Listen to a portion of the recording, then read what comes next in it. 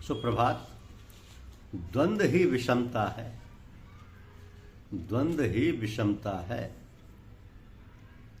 द्वंद्व या राग द्वेष आदि ही विषमता है जिनसे सब प्रकार के पाप पैदा होते हैं। अतः विषमता का त्याग करने के लिए साधक को नाशवान पदार्थों के माने हुए महत्व को अंतःकरण से निकाल देना चाहिए। द्वंद्व के दो भेद हैं, स्थूल यानी व्यावहारिक द्वंद्व, सुख दुख अनुकूलता प्रतिकूलता आदि स्थूल द्वंद्व है। प्राणी सुख अनुकूलता आदि की इच्छा तो करते हैं पर दुख प्रतिकूलता आदि की इच्छा नहीं करते। यह स्थूल द्वंद्व मनुष्य पशु पक्षी वृक्ष आदि सभी में देखने में आता है। दूसरे सूक्ष्म आध्यात्मिक द्वंद्व, यद्यपि अपनी उपासना और उपास्य को सर्वश्रेष्ठ मानकर उसको आदर देना आवश्यक एवं लाभप्रद है, तथापि दूसरों की उपासना और उपास्य को नीचा बताकर उसका खंडन या निंदा आदि करना सूक्ष्म द्वंद्व है जो साधक के लिए हानिकारक है। तो वास्तव में सभी उपासनाओं का एकमात्र उद्देश्य संसार से सर्वथा संबंध विच्छेद करना है। साधकों की रुचि श्रद्धा विश्वास और योग्यता के अनुसार उपासनाओं में भिन्नता होती है जिसका होना उचित भी है।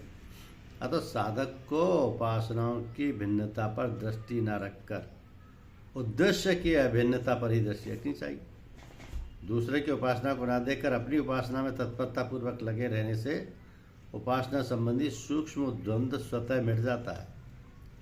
गीता में स्थूल द्वंद्व को मोह कलिलम और सूक्ष्म द्वंद्व को श्रुति विप्रतिपन्ना पदों से कहा गया। तो साधक के अंतःकरण में जब तक संसार यानी जड़ता का संबंध या महत्व रहता है तभी तक ये द्वंद्व रहते हैं। स्थूल द्वंद्व संसार को विशेष रूप से सत्ता और महत्ता देता है, अतः स्थूल द्वंद्व को मिटाना बहुत जरूरी है। जब तक मूढ़ता रहती है तभी तक द्वंद्व रहते हैं। वास्तव में देखा जाए तो अपने में द्वंद्व मानना ही मूढ़ता है। राग द्वेष सुख दुख हर्ष शोक आदि द्वंद्व अंतःकरण में होते हैं, स्वयं अपने स्वरूप में नहीं। अंतःकरण जड़ है और स्वयं चेतन एवं जड़ का प्रकाशक है, अतः अंतःकरण से स्वयं का संबंध है ही नहीं, केवल मान्यता से ही ये संबंध प्रतीत होता है। ये सभी का अनुभव है कि सुख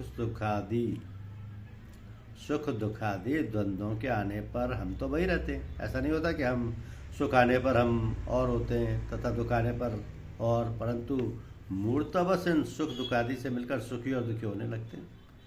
तो यदि हम इन आने जाने वालों से ना मिलकर अपने स्वरूप में स्थित रहें तो सुख दुखादि द्वंद्वों से स्वतः रहित हो जाएंगे।